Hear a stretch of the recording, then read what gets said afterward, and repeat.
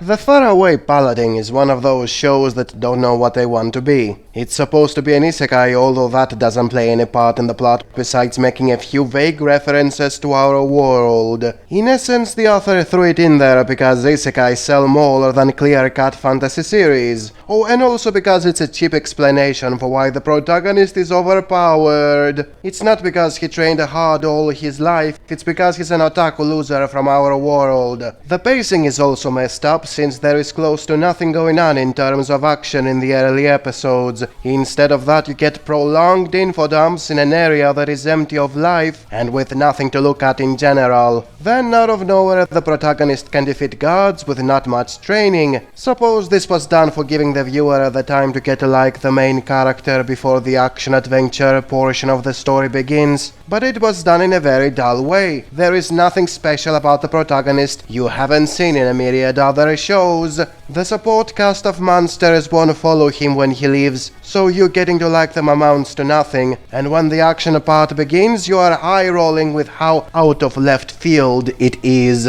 Even the tone of the plot is wrong, since it starts like a grim slice of life and then abruptly becomes a light-hearted action-adventure. It's not the first show that has sudden tone jumps, but the amount of things happening in each episode is too small and unimportant to excuse their duration, and the jump to a different genre altogether is way too sudden. He just pledges to a deity and gets a power-up that lets him beat the Demon Lord. Most viewers gave up on the show because of it and were instead watching Mushoku Tensei, a different isekai that did the exact same things 10 times better. But even if, for whatever reason, some people didn't jump ship to Mushoku Tensei and kept on with the show after the boring slice of life part was over, all they got was a generic fantasy show where, as I said, the isekai part doesn't matter and it's just a bland overpowered guy going around, easily defeating all the monsters and getting constantly rewarded from the local population.